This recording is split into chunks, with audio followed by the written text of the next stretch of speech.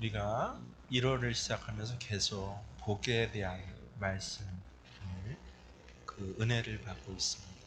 지난 시간에 특별히 복은 우리가 인사로는 복 많이 받으세요 하지만 받는 것이 아니라 있는 것이다 라고 그 말씀을 성서의 시편 1편 말씀을 통해서 은혜를 나눴습니다.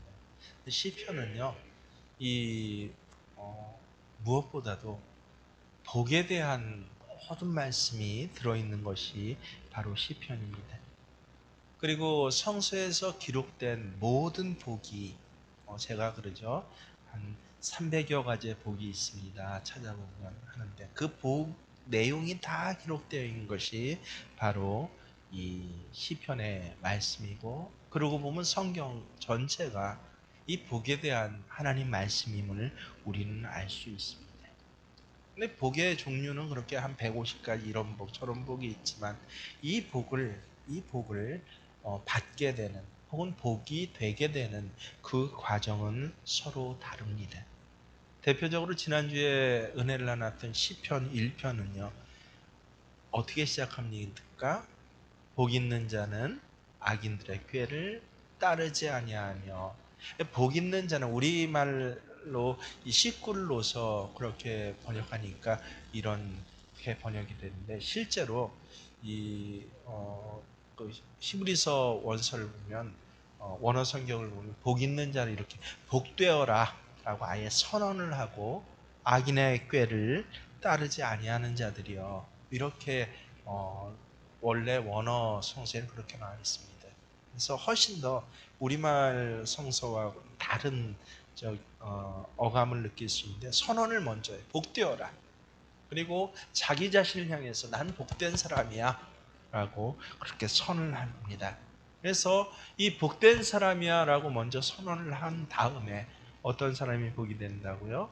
악인의 꾀를 따르지 아니하고 죄인의 길에 서지 아니하고 오만한 자리에 앉지 않는 것 먼저 선포하고 그리고 어떻게 끝납니까? 맨 나중에 6절에 보면 의인의 길 그래서 복되어라라고 선언하고 이 복의 길을 살아가는 사람들의 그 인생은 하나님께서 인정해 주신다라고 의인의 삶을 살게 되었다라고요. 그래서 의미적으로 따져보면 결단으로 시작해서 복에 대한 결단으로 시작해서 의인으로 인정받는 것 이게 바로 시편 1편의 복입니다. 근데 오늘 우리가 봉독한 중간까지 밖에 봉독을 안 했지만 84편은요 사실은 그 처음과 뒤가 전혀 시편 1편과는 반대입니다. 이 오늘 84편 1편은 무엇으로 시작됩니까? 복되어라 라고 시작하는 게 아니라 이 오히려 시편 1편보다 복에 대해서는 복이란 단어 복이 있으라 또 이 복이 되었다 복되라 라고 하는 말이 훨씬 더 많이 이 축복이 나옴에도 불구하고 1절 시작은 어떻게 시작해요? 복되어라 라고 시작하지 않습니다. 만군의 여호와여 주의 장막이 어찌 그리 사랑스러운지요. 내가 주의 장막을 사랑합니다 라는 그런 고백으로 시작합니다. 이렇게 고백으로 시작하니까 주의 성전을 사모하는 마음으로 살아가니까 그 맨 마지막 12절에는요.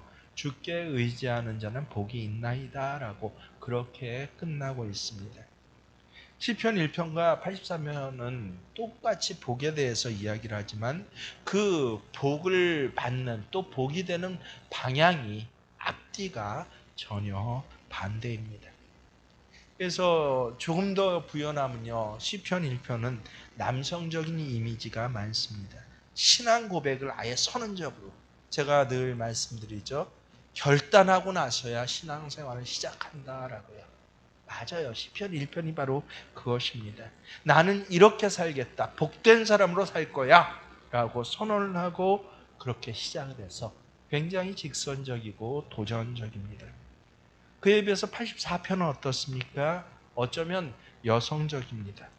어떤 삶을 살 거야 라고 결단하고 시작하는 게 아니라 이렇게 살다 보니 복받는 사람이 되었다라고 마치 행복한 노년을 살아가는 어느 현숙한 정말 복받은 어떤 그런 신앙인 여인의 자서전과도 같은 느낌이 드는 것이 시편 84편입니다.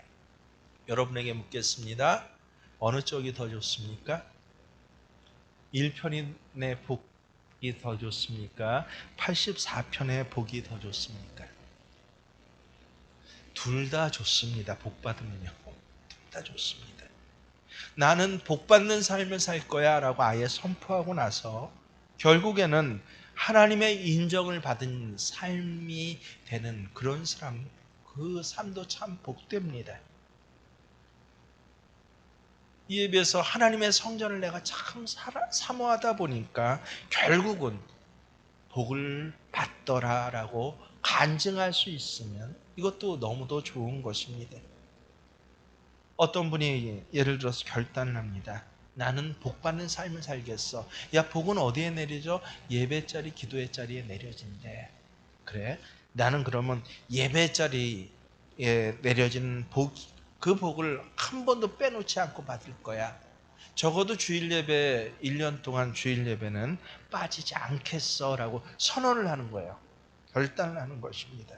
그리고 1년 내내 어려운 일, 힘든 일 참 많이 있었지만 주일 예배를 참석했어요.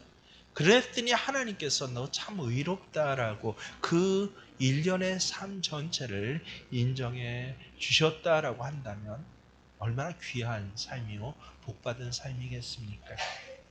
근데 그에 비해서 어떤 분은요 이런 결단, 대단한 결단은 사실은 없었어요. 그냥 그저 한번 예배에 참석해보고자 생각했습니다. 근데 그 참석했던 그 예배가 참 좋은 것이에요. 그러니까 다음 주가 기다려집니다. 그렇게 한 주 한 주 예배에 참석하면서 은혜 없는 예배 한 번도 드리지 않고 매주가 사모하면서 기다리면서 하나님의 은혜를 받다 보니까 어느샌가 복받는 사람이 되었습니다. 만군의 여호와여 주께 의지하는 자가 되어서 뭐가 있다고요? 복이 있나이다라고 간증할 수 있게 되었습니다. 여러분 이런 분들도 너무너무 귀한 분들입니다. 제가 자꾸 묻죠. 둘 다 참 귀해요. 그런데 우리가 이제 생각해 볼 게 있어요. 세상의 모든 일이 내 결단과 또 내 생각과 내 바람으로 그렇게 그대로 이루어지지 않습니다. 문제가 생겼습니다. 어느 때입니까? 바로 골짜기를 지나게 될 때입니다. 오늘 6절 말씀 보세요. 그들이 눈물 골짜기로 지나갈 때 그곳에 많은 샘이 있을 것이며 이른 비가 복을 채워 주나이다. 방금 전에 소개했던 그 어떤 분이 나는 적어도 1년 동안 주일 예배는 단 한 번도 빠지지 않겠다라고 결단한 그분이 가장 흔들릴 때가 여러분 어느 때입니까? 바로 골짜기가 나타날 때예요. 복병이 나타났습니다. 사고가 났습니다. 원하지 않았지만 예측하지 못했기 때문에 그래서 나는 한 번도 주일 예배 빠지지 않겠어라고 결단을 했지만 근데 빠지게 되었어요. 그 결단이 무너졌습니다. 그럴 때 이 문제가 생겼을 때 결단으로만 사는 분들은요 쓰러지기가 쉽습니다. 그래서 결단이 쓰러지면 그게 삶이 돼요. 마치 다이어트하고 똑같죠. 뭐 하루 잠자기 그 1시간 전에 2시간 전엔 뭐 안 먹겠어. 살을 빼겠어 결단한 사람들. 참 이거 하느라고 얼마나 힘듭니까?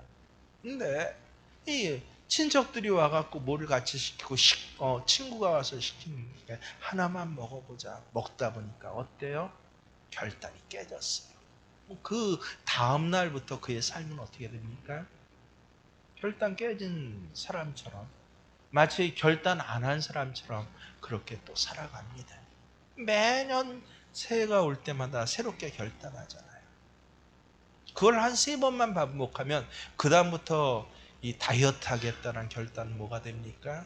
그냥 의례적으로 스치고 지나가는 한 번쯤 얘기해 볼 만한 또 그런 실패가 많으면 아예 얘기하는 이거조차 스트레스가 돼요. 난 한 번도 예배 빠지지 않겠어. 참 귀한 결단인데 골짜기가 다가올 때 너무도 문제가 되더라. 그리고 이 결단만을 가지고는 그 골짜기에서 쓰러지기가 쉽더라라고 하는 것입니다. 자책감이 앞서요. 맹세를 지키지 못했어. 이 자책감은 조금 있으면 죄책감이 됩니다.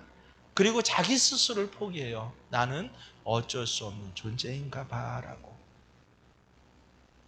하지만 그에 비해서 내가 주의 성전을 사모하나이다라고 그 맛을 안 사람은 어떻습니까? 그 골짜기가 만나질 때 오히려 하나님의 은혜를 갑절로 체험하는 경우가 굉장히 많습니다. 왜냐하면 그는 결단으로 살았던 것이 아니라 평소 주시는 하나님의 힘으로 은혜로 살았기 때문에 그렇습니다. 그래서 5절을 보십시오. 주께 힘을 얻고 그 마음에 시온의 대로가 있는 자는 복이 있나이다.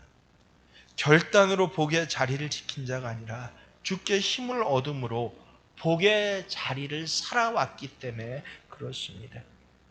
이런 사람들의 특징은 뭐예요? 평소에 성전에서 살아계신 하나님을 경험합니다. 이런 사람들이 골짜기를 만날 때마다 하는 공통적인 일이 있는데 그게 뭔지 아십니까? 2절에 나와 있습니다. 내 마음과 육체가 살아계신 하나님께 부르짖나이다. 겨울이면 한 번씩 꼭 생각나는 것이 여러분 온천 아닙니까? 나이가 들어갈수록 이 뜨거운 온천물에 푹 담그는 것 굉장히 좋아합니다. 그에 비해서 어린애들 이 뜨거운 온천물 들어가려면 들어가질 못해요. 굉장히 힘들어합니다. 왜 그렇습니까? 이 온천물에 나를 맡기는, 온천물과 내가 하나가 되는 경험을 이 나이가 들어서야 비로소 하는 것이기 때문에 그렇습니다. 우리가 성전에서 하나님의 말씀을 들을 때 바로 그런 일들이 일어나게 됩니다. 처음에는 말씀 따로 나 따로예요. 그러다가 점점 그 하나님의 말씀이 나에게 적용되기 시작할 때 나의 깊은 부분을 찌르기 시작합니다. 어떤 때는 절망에 있고 참 힘없어 하는 나를 위로해 주시고 어루만져 주시기도 합니다.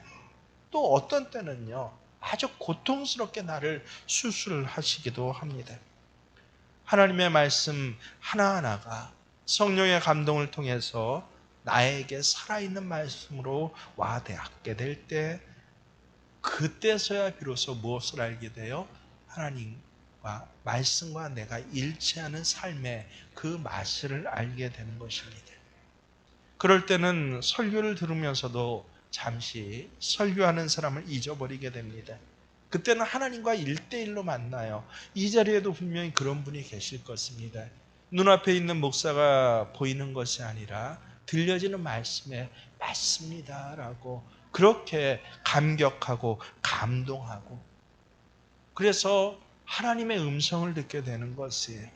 얼마나 넘치는 사랑으로 나를 사랑하시는지 푹 잠기게 됩니다. 그땐 정말 제 체험적으로도 10만 볼트의 전류에 감전된 것 같은 일도 종종 일어납니다. 짜릿짜릿해요. 또한 성전 예배에서 참으로 귀한 모든 것이 하나님 안에 다 있구나라고 하는 것을 비로소 깨닫게 됩니다. 지금까지 열심히 붙들고 참 좋아하면서 가치 있게 살아왔던 그 모든 것들이 모두 엉터리고 가장 귀한 것은 하나님의 안에 있다라는 것을 발견하게 되는 것입니다. 실제로 어떤 영화관이 있었다고 합니다. 근데 이 하나님의 말씀의 은혜를 안 다음부터요, 예전처럼 그 영화를 좋아하지 않습니다. 왜냐하면 영화라고 하는 것이 사람의 눈을 속이는 것에 불과하기 때문에 그렇습니다. 실제로 여러분 세트장 한번 촬영하는데 가보셨습니까? 얼마나 엉터리인지를 모릅니다. 그래서 그만 영화가 시시해집니다. 어떤 사람 책을 참 좋아했습니다. 그런데 하나님의 은혜를 한번 받은 후 좋아하던 책들이, 소설들이 다시 한번 읽어볼 땐 아무것도 아니라는 것을 알게 됩니다. 왜냐하면 그 책을 지은 작가들이 사실은 자기들도 모르는 것을 굉장히 그럴듯한 단어를 나열해서 때로는 자기도 이해하지 못하는 것을 장황하게 설명하고 있는 것을 보면서 지루하게 오히려 느껴지기 때문에 그렇습니다. 이 고백들은 실제로 제가 섬겼던 교회에서 이 신앙교육을 받는 분들의 실제 고백이었어요. 어떤 분은 옛날에 운동을 너무도 좋아했다라고 합니다. 특별히 이분은요, 운동에 있어서만큼 지고는 못 살았다고 합니다. 지면 그날 집에 가지 않았다고 해요. 상대방도 그러니 집을 못 갔다고 합니다. 이길 때까지 하는 것입니다. 승부욕에 불탔습니다. 지면은 자존심이 상하고 마음이 상하고 몸이 다 상해서 끙끙거릴 그럴 정도였습니다. 근데 이분이 놀랍게도 하나님 만나고 나서 간증하기를 그동안 내 삶이 얼마나 어리석은 것인지를 깨달았다라고 그렇게 간증합니다. 그래서 이제부터는 게임에 이기지 못해도 집에 간다라고 합니다. 아니요. 그분의 고백 그대로 옮겨보면요. 이기려고 게임하지 않는다라고 합니다. 오히려 많이 지겠다라고 합니다. 세상 게임에는 많이 지고 하나님의 성전을 사모하는 마음은 빼앗기지 않겠다고 합니다. 그래서 이게 바로 하나님의 성전을 사모하는 것입니다.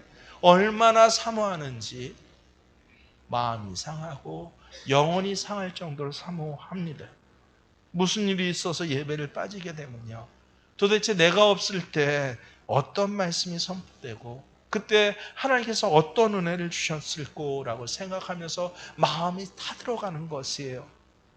그래서 나는 한 번도 예배 빠지지 않겠어라고 결단한 그런 삶이 아니라 예배 빠졌기 때문에 죄책감에 시달리고 스스로 자포자기하는 상태로 가는 삶이 아니라 오히려 자책하는 것이 아니라 하나님의 은혜가 오히려 그리워져서 마음이 상하는 것입니다. 혹시 그 사람이 군복무를 한다든지 아니면 출장을 가게 되었다든지 혹은 여러분 몸이 아파서 병원에 눕혀진 채로 몇 주의 시간이 흐르게 되면요.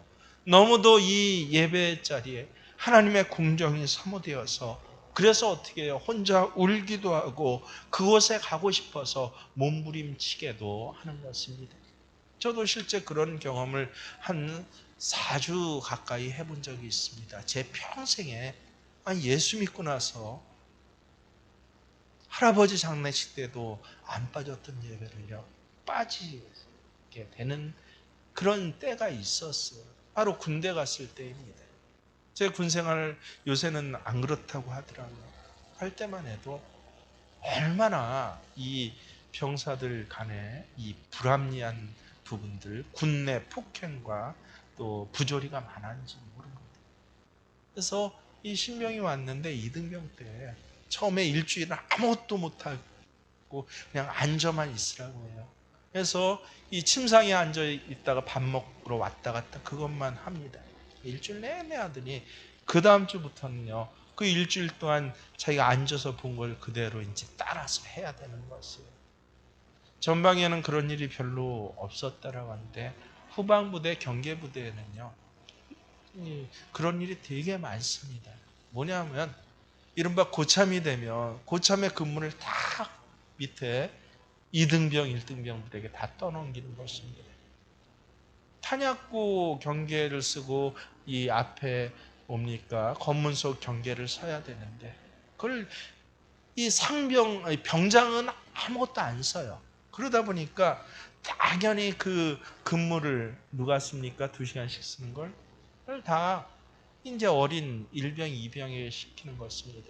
특별히 문제가 더 되는 것은 언제예요? 그렇지 않아도 이 후방에는 인력들이 모자라요. 원래 TO보다.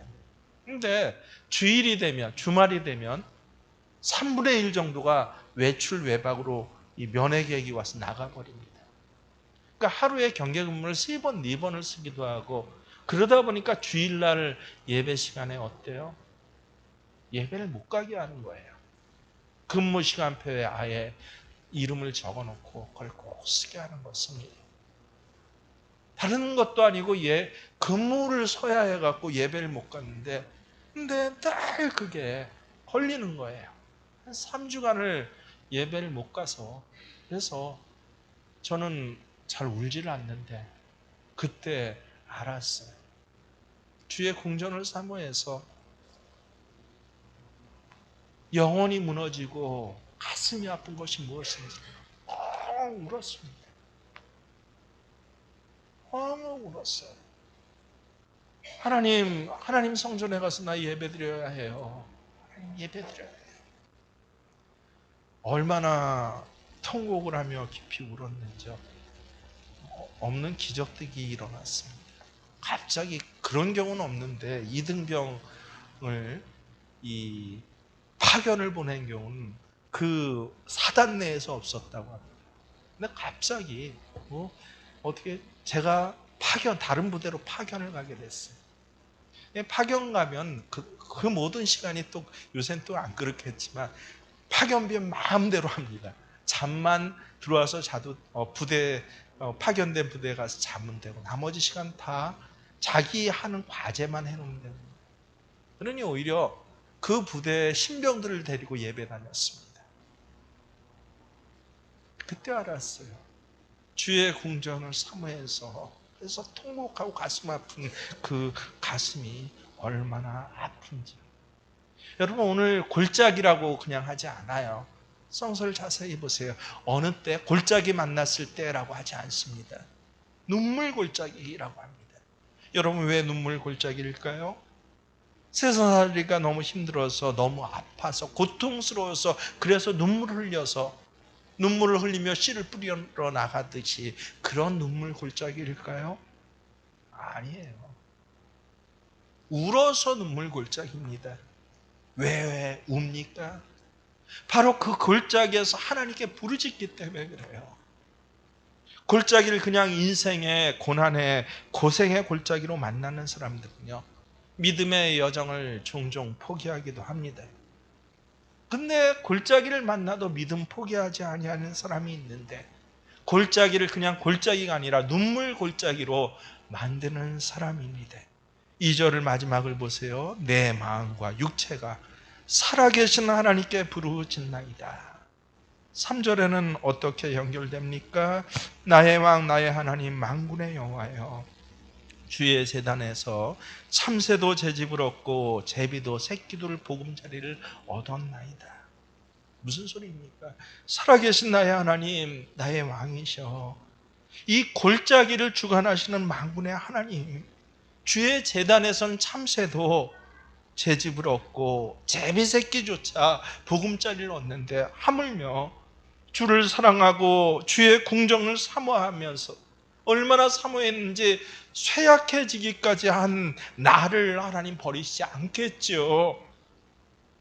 이렇게 그 골짜기에서 하나님께 부르짖게 되면 놀라운 일이 일어나더라라고 하는 것이에요. 그의 5절입니다. 주께 힘을 얻고 그 마음에 시온의 대로가 있는 자는 복이 있나이다.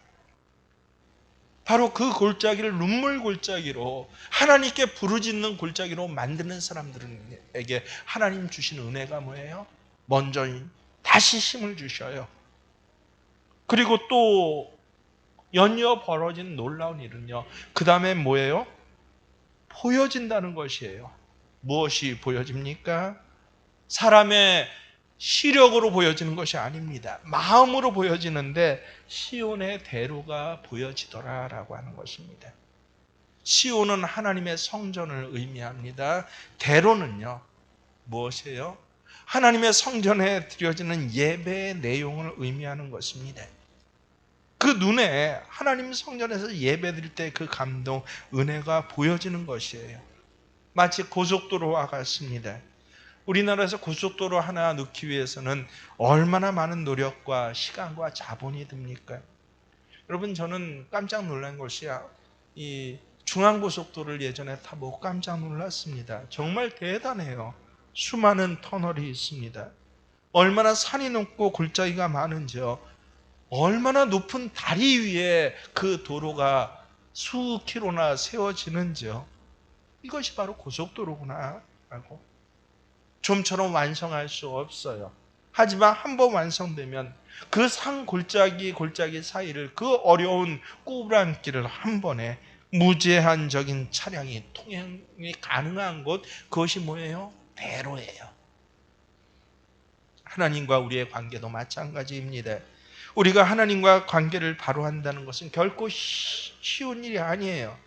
저는 경건이란 것을 마치 고속도로를 건설하는 것 같다라고 늘 생각합니다. 경건은 하루아침에 이루어지지 않습니다.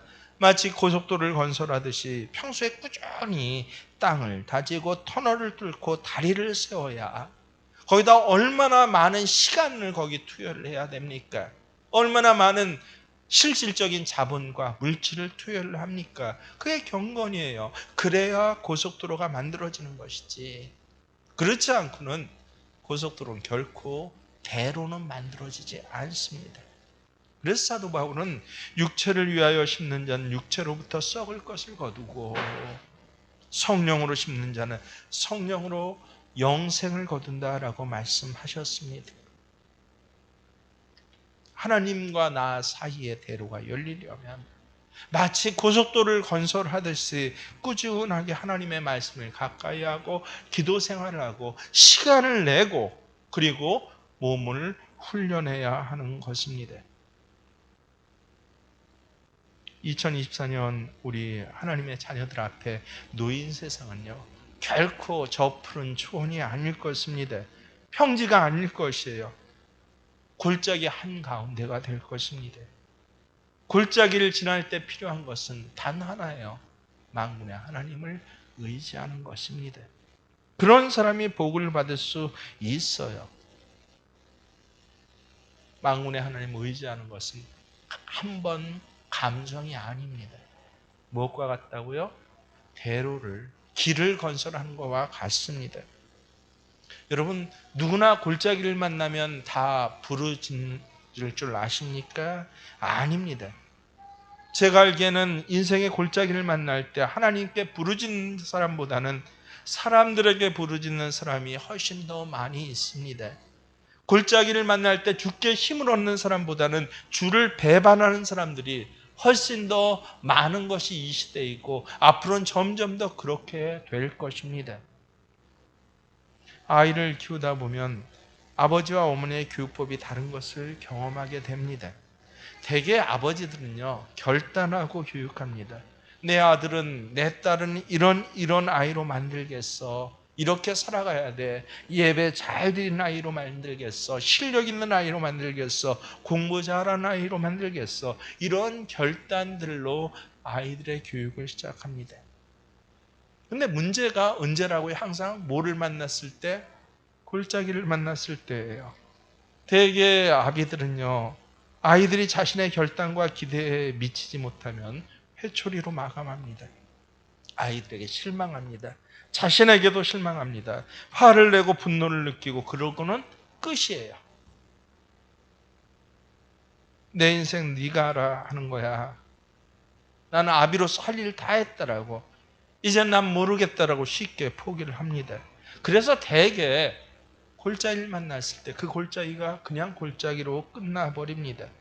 그 골짜기 속에 자기도 파묻히고 자식도 파묻고 맙니다. 그런데 어미들은 어떻습니까? 어미들의 특징이 뭐예요? 골짜기 만났을 때 뭐해요? 제 아내를 보니까 눈물을 흘리더라고요. 그 골짜기를 눈물 골짜기로 만듭니다. 어긋나고 빗나간 아이를 위해서 눈물을 흘립니다. 아이를 위해서 흘리는 눈물들이 많다 보니 시간이 좀 지나면 아이가 아니라 나 때문에 눈물을 흘리게 됩니다. 처음에는 아이 때문에 눈물을 흘렸는데 눈물을 흘리며 하나님께 부르짖고 눈물을 흘리며 기도하다 보니까 이제는 아이가 아니라 나 때문에 웁니다. 아이는 부모의 뒷모습을 보고 자란다고 했는데 아이가 잘못된 것이 아니라 내가 잘못되었었군요. 아이가 예배드리지 않는 것이 아니라 내가 잘못 예배드렸군요. 아이가 정직하지 않은 것이 아니라 내가 거짓의 삶을 살았군요. 아이가 성실하지 않은 것이 아니라 사실은 내가 게을렀군요. 아이가 세상에 적응하지 못한다고 했는데 내가 하나님과의 관계가 잘못되어 있었군요. 사업장에서 이익이 나지 않는다고 울었는데 아니요, 하나님, 내가 하나님과의 관계가 마이너스만 계속되었군요. 나라가 잘못되고 위정자들이 불의하다라고 여겨졌는데 하나님, 내가 하나님 앞에서 불의한 삶을, 잘못된 삶을 살았군요 라고 골짜기 때문에 울었는데 나 때문에 울게 되고, 그러다 보니까 커져요. 뭐가 커집니까? 이렇게 자격 없는 사람을 여지껏 기다려주시고 지금 이 순간에도 사랑해 주시는 하나님의 은혜 때문에 울게 되고요. 그렇게 울고 또 울고 하니 골짜기가 이제는 그냥 골짜기가 아니라 눈물 골짜기가 되는 것입니다. 눈물의 골짜기를 걸으며 하나님께 부르짖는 사람. 그래서 눈물 골짜기예요. 아파서 힘들어서 눈물 골짜기가 아니라 바로 골짜기를 눈물 골짜기로 만드는 그 사람은요, 바로 그 자리에서 주께 힘을 얻고 그 마음에 시온의 대로가 뚫리고 눈에는 하나님의 고속도로가 보여지는 것입니다. 바로 그 사람에게 뭐가 있다고요? 복이 있다라고요. 사랑하는 예배자 여러분, 혹시 지금 누구 때문에 울고 있습니까? 아이 때문입니까? 남편 때문입니까? 돈 때문입니까? 저 사람 때문입니까? 건강 때문입니까? 그냥 골짜기로 만들어서는 안 됩니다. 골짜기가 눈물 골짜기가 될 때야. 그래서 오늘 말씀의 제목처럼 눈물 골짜기에서 바로 축복의 인생, 축복의 사랑이 만들어지는 것입니다. 여러분, 눈물의 자식은 망하는 법이 없다라는 말을 많이 들어보셨을 것입니다. 맨 처음 누가 한 말인지 혹시 아십니까? 저 유명한 성 어거스틴의 어머니 모니카가 한 말입니다. 아버지는 이런 말 잘 못해요. 왜냐하면 눈물 흘릴지 모르기 때문에 그렇습니다. 눈에서 나오는 눈물은 흘려도 눈물 골짜기를 만드는 눈물은 흐리지 못하기 때문에 그렇습니다. 어미가, 눈물 많이 흘리는 어미가 자식들 때문에 억울해하고 분노하고 배반당하겠다고 속상해하는 아비가 아니라 자식 때문에 울고, 자식 때문에 울고 또 울고, 그러다 보니까 나 때문에 우는, 그러다 보니 하나님 때문에 우는 그 어미가 한 말이, 눈물의 자식은 결코 망하지 않는다라는 것입니다. 자식만일까요? 눈물의 사업장은 망하는 법이 없습니다. 남들은 다 골짜기야, 고난이야, 고생이야, 부도 났어, 문제가 생겼어, 절망하고 좌절하는 자리에서 눈물로 하나님께 부르짖는 아내가 있을 때, 그 골짜기를 눈물로 채워가는 남편이 있을 때, 하나님께서는 바로 망하는 그 골짜기의 자리에 시온의 대로를 열어주시는 것입니다. 아이 때문에 울기 시작한 어머니의 눈이 열려서 아이가 아닌 자신 때문에 울고 하나님 때문에 울 때, 그때 바로 복이 있는 것입니다. 그 사람 자체가 복된 사람이 되는 것입니다. 시온의 대로가 이제 그의 인생길에서 열려지게 되는 것입니다. 올 한 해 여러분이 맞닥뜨릴 골짜기를 그냥 골짜기로 만들지 마십시오. 그 골짜기를 눈물 골짜기로 만들고 그 골짜기 눈물 골짜기로 만들어지는 과정에서 그 인생 전체가 축복이 되는 이 놀라운 복을 꼭 사모하시고 그 복을 붙잡으시고 1월을 훈련하시는 귀한 예배자 되시길 주의 이름으로 축원합니다. 그렇습니다. 축복의 사람, 주께 힘을 얻고 그 마음에 시온의 대로가 있는 그대는 축복의 사람입니다.